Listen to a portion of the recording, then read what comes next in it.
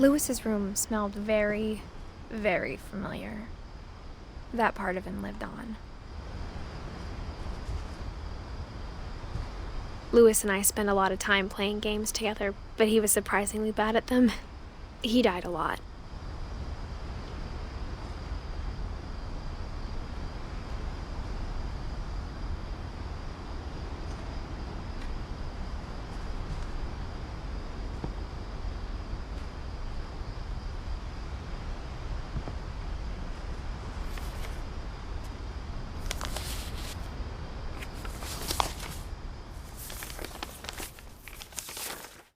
Dear Mrs. Finch, as Lewis's psychiatrist, I can understand your desire for an explanation. As I see it, the trouble began in January, shortly after we convinced your son to seek treatment for substance abuse. Newly sober, I believe Lewis first noticed the monotony of his daily life.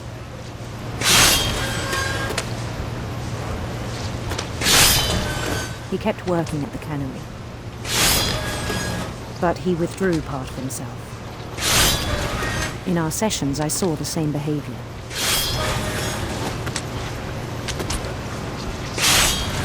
His mind began to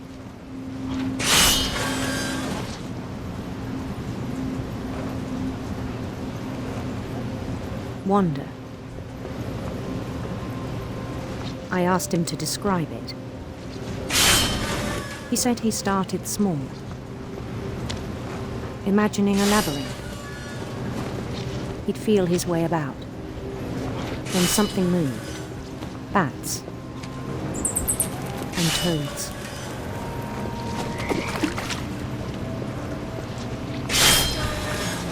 And things that have not names. He knew it was all in his head.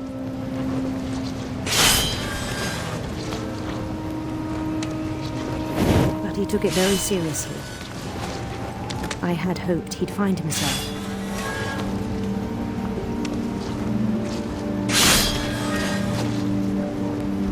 But he found something more.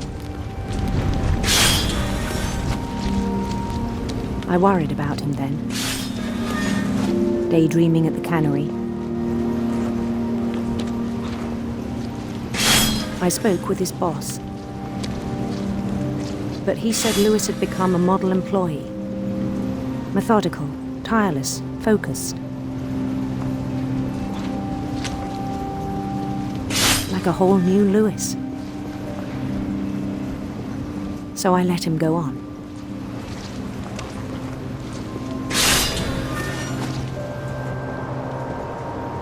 I even encouraged him. It seemed very promising at first. He told me he'd made a new friend.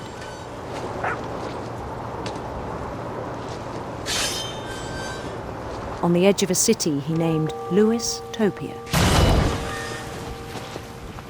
He built the city up slowly, brick by brick. Then he made musicians.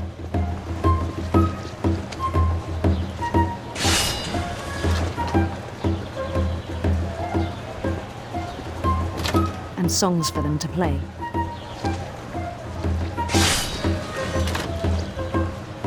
He talked about starting a band. And he was always humming something.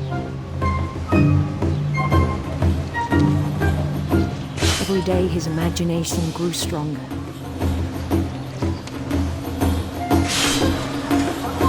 He no longer spoke at the cannery. But his chopping was as reliable as ever.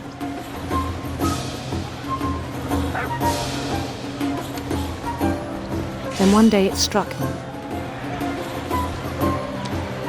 that all the cheering crowds, even the stones under his feet, were all in his imagination, so he could do whatever he wished.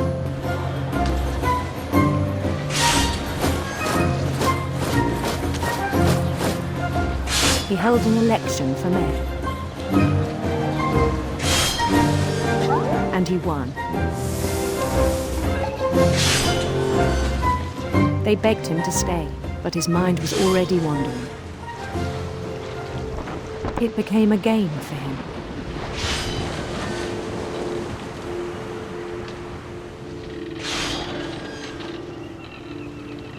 He'd conquer a city, then immediately push on. New Louisville.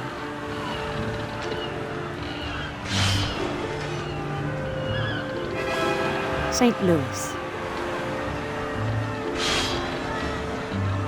He started drifting away from our reality.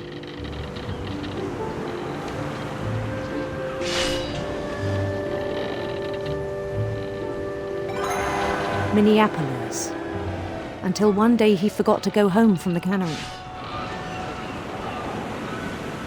Even as his mother pleaded with him, part of Louis kept sailing on.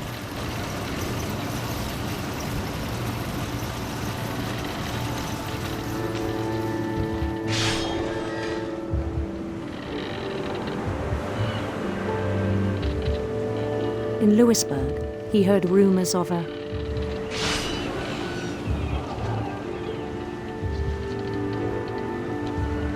handsome queen.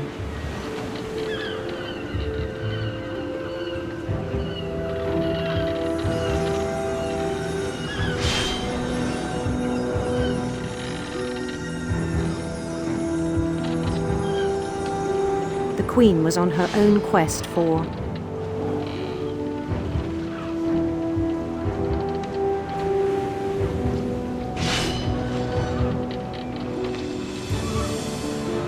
sinister serpents.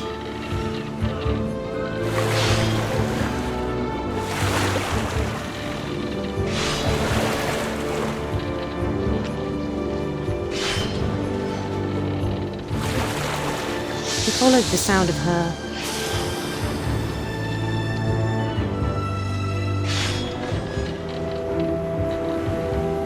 silver harp.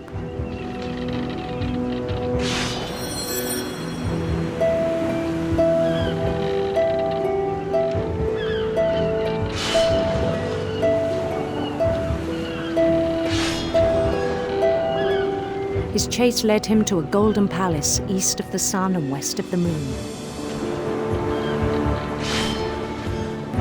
Even then, his logic remained sound.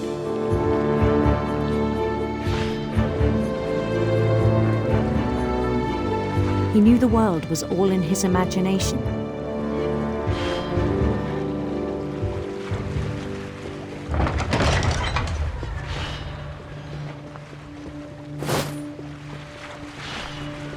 But he was so proud of having created it.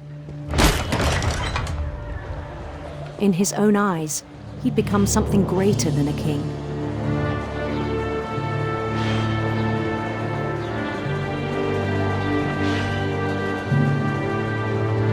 For someone who'd never known success in the real world, I think it was overwhelming.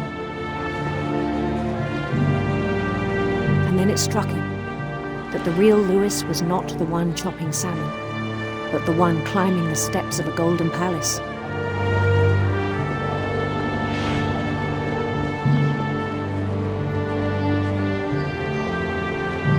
My imagination is as real as my body, he told me. It was hard to argue with him.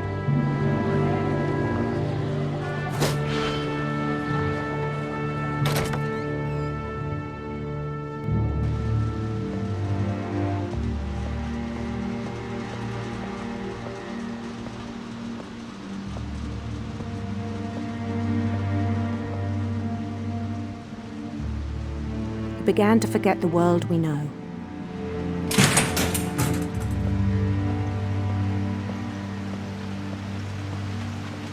I think it pained him to remember Louis, the cannery worker.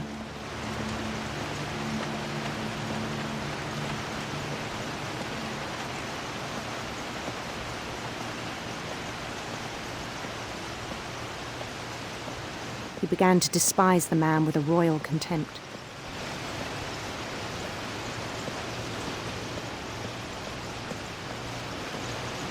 I still thought I could save him. Even after he said he was being crowned king over all the lands of wonder.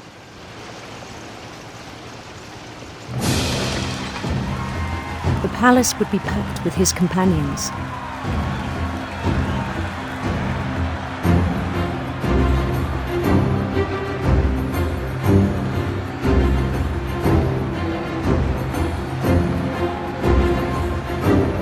Including the wise Calico who had insisted on advising him.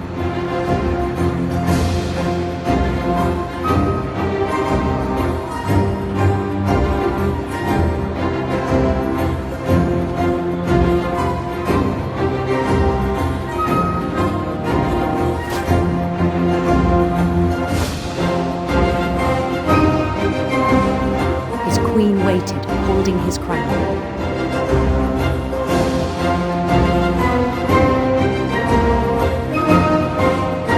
There was only one thing left to do.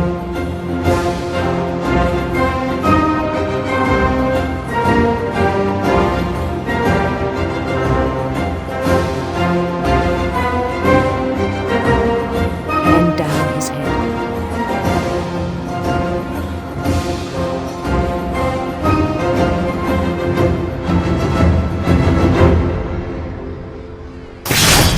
And the rest I think you know. Mrs. Finch, your son was a kind man who will be missed by all of us who knew him.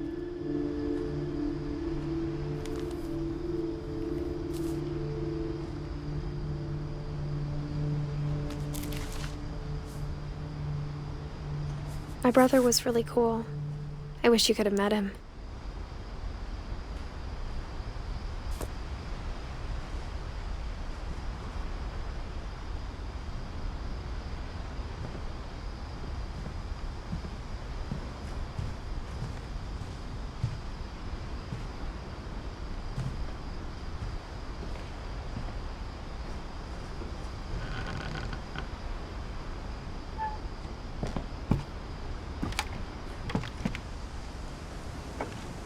On the way back from Lewis's funeral, my mom told me to start packing.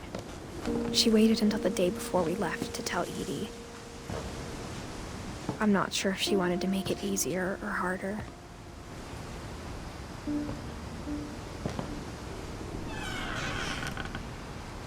I wish we'd stayed.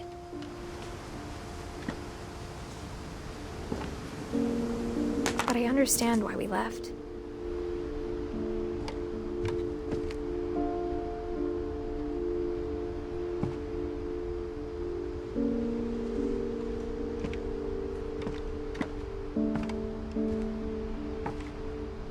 My mom ended up leaving everything behind.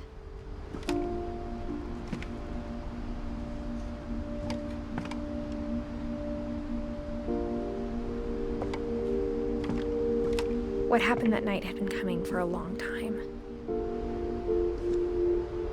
Maybe it should have come sooner.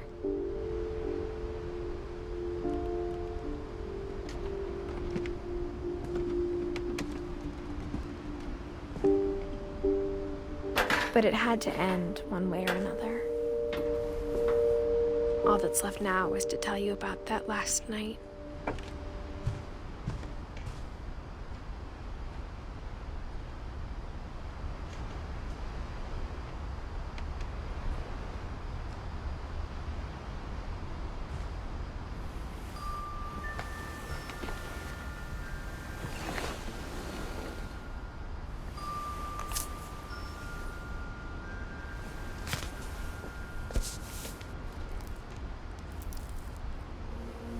That whole last day, Edie just watched us pack and didn't say a word. Until supper, when she raised her glass and said, "To our final night together, and all our final nights apart." Grandma, you know what I said about alcohol. Some of your medications are very Edith, specific. I left a present for you in the hallway. Why don't you go open it? The grown-ups have to argue now. I'm sorry, you're right. We're all leaving tomorrow. Let's just enjoy our last... I'm not leaving. Edith, you're excused.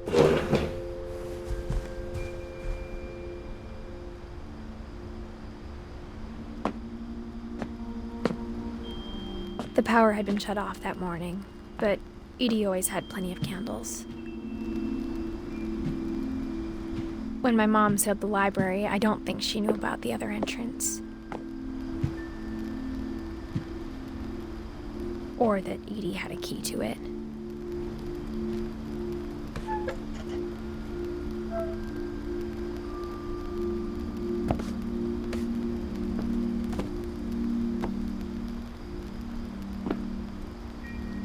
That thing you're afraid of isn't going to end when you leave the house. Edith has a right to know these stories. My children are dead because of your stories. I think it's best if Edith and I leave tonight. We'll have the nursing home send a van for you in the morning, okay?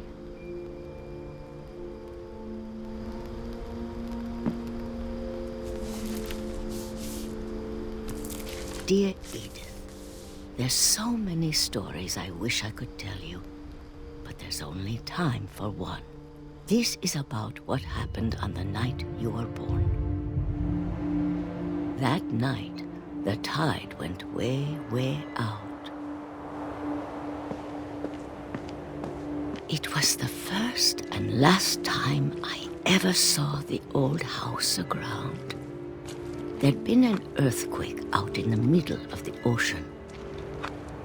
They called it the lowest tide in 1,000 years. God, it smelled awful. You know, I've seen that house every day of my life.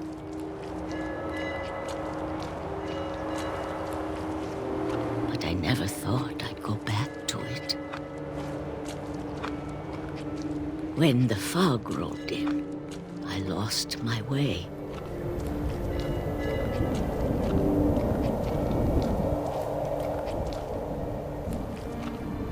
I got turned around.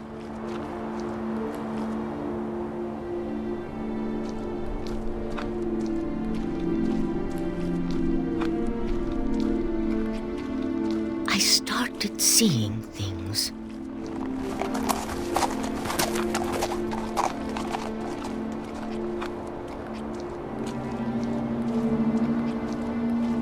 Things I'd forgotten had ever existed.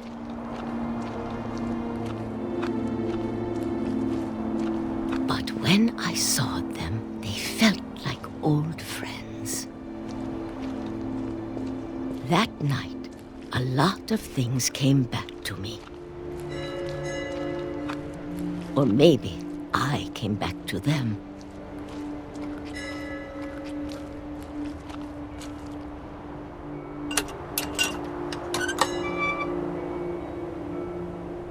Things I can't explain, but that I need you to try and... Edith, what are you doing in here?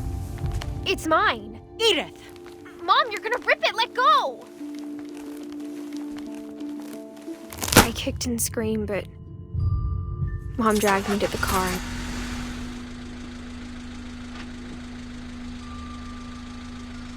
I never saw Great-Grandma Edie again. The next morning, the van came to pick her up, but she was already gone. After that, we moved around a lot.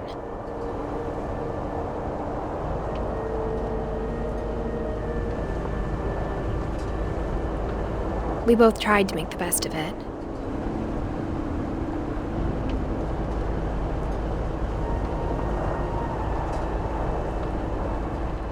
A few years went by.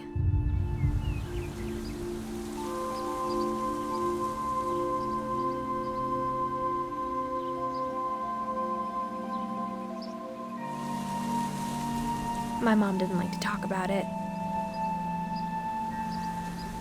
But she started getting sick a lot. The rest happened pretty quickly.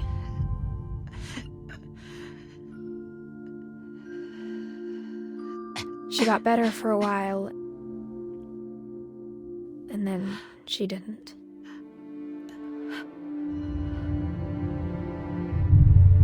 And then I was alone. The last Finch left alive.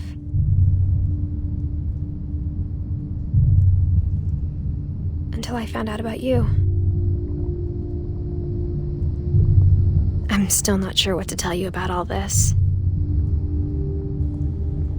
If we lived forever, maybe we'd have time to understand things. But as it is, I think the best we can do is try to open our eyes. And appreciate how strange and brief all of this is. This journal was supposed to be for you. But now I hope you'll never see it. I just want to meet you and tell you all these stories myself. But I guess if you're reading this now, things didn't work out that way.